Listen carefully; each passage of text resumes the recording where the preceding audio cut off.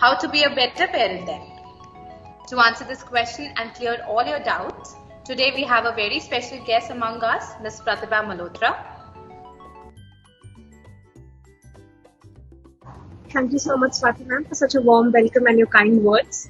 Very pleasant morning to all the parents. And the lack of option to go outside and play. Children.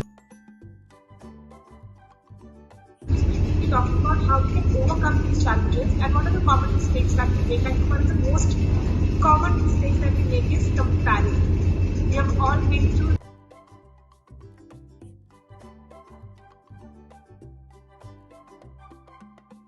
dance, music, art, या फिर sports.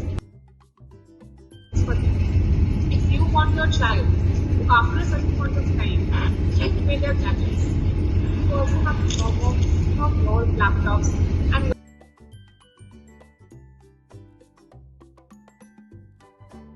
and because we have nuclear families, so it becomes really difficult to give that appropriate time what I think a child should actually get. So they are more involved in this screens and TV.